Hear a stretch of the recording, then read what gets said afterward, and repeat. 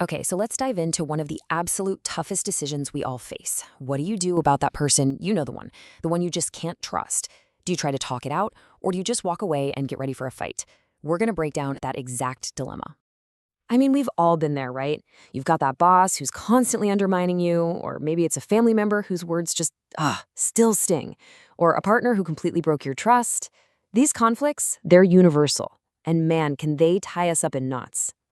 But here's the twist, and this is really the core of what we're exploring today. This source material for this whole explainer argues that the real, exhausting, draining battle, it's not actually with them. It's happening right inside our own heads. Which brings us right to our first section, the devil you know. This is all about that internal war. The one that, let's be honest, can feel way more draining than the actual conflict itself. And this slide just nails that exhausting internal loop, doesn't it? We start weighing our options, asking ourselves, am I a total pushover if I talk to them? But then we worry, but what if I ignore it and this thing just blows up? And then we second guess everything. Am I selling out my own principles by even engaging with this person? This is that cycle that just leaves us feeling totally drained and completely stuck. So how do we usually react when we're in that loop? Well, that leads us right into our next section, the instinctive trap. Turns out our gut reactions, the ones that feel so strong and decisive in the moment, are often the very things that keep us trapped. We tend to fall into one of two extremes. On one side, you've got avoidance. You just ignore the whole messy situation and pray it goes away. And on the other side, moral rigidity. You build up this huge wall and declare, I will never deal with someone like that. Both of these feel like you're taking a stand, right? They feel like self-respect. But the reality, it's way different. There's a huge hidden cost. These instinctive traps, they don't actually solve a thing. In fact, they lead to longer conflicts, more damage to relationships, tons of lost opportunities, and that quiet, nagging regret that just sits with you. All that energy spent, but zero clarity. And this brings us to the real heart of the issue in our third section, emotion versus outcome. This is about the fundamental reason we get so stuck in these painful cycles.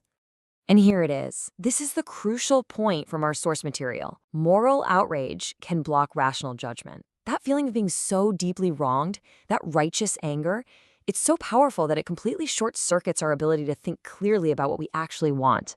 It might feel good to be angry, but you know what? Anger isn't a strategy.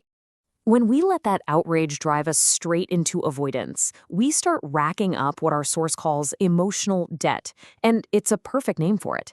It's all these hidden costs, the mental fatigue from replaying arguments over and over, the chronic stress, the bitterness that just builds up.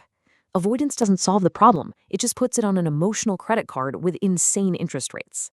But here's the really good news. This problem, it isn't a character flaw. You're not weak or indecisive. You're just trying to solve a complex problem without the right tools. You're simply missing a decision framework. Which brings us to our fourth section and the solution we've been building towards, the clarity framework. This is a structured way of thinking that helps us replace that reactive emotion with a strategic choice. So where do we usually go wrong? Well, we get stuck on this question right here. Is this person good or bad? We try to be the judge and jury to make a final moral judgment, but that just keeps us locked in that cycle of outrage. It's a completely unhelpful question. So the framework asks us to throw that question out and replace it with a much more powerful, much more strategic one. What action produces the best outcome for me with the least long-term damage? See the shift? It's not about judging them anymore. It's about securing your best outcome. So how do we actually put this into practice? It really boils down to 3 simple steps you see right here. Number 1, pause. Just resist that initial urge to either fight or run away. Number 2, separate your emotion from your desired outcome. And number 3, define what winning actually is. Ask yourself, what does winning truly look like in this situation? Is it getting revenge, or is it finding peace? Is it proving you're right, or is it just being able to move on? This one simple shift, it reframes everything. The goal is no longer to get them to agree with you or to fix the messy conflict. The goal is for you to get back in the driver's seat of your own decision-making so you can make a choice that you can live with peacefully. All right, let's wrap this all up in our final section, your wisest choice. This is where we bring it all together and talk about what it really means to take back control. And here it is, the core belief that ties this entire framework together. Refusing to negotiate is not strength. It's often unexamined emotion. Real strength isn't found in being rigid or proud. It's found in having the clarity to choose the wisest path forward for yourself, even when it's really, really hard. So the final question I'll leave you with is this. If your emotions are the things deciding whether you fight or you talk, then who is really in control? Is it the wisest version of you making that choice? Or is it just the emotion of the moment? That's definitely something worth thinking about. I hope you found this video enjoyable and informative. If you did, don't forget to subscribe to my channel for more amazing content just like this.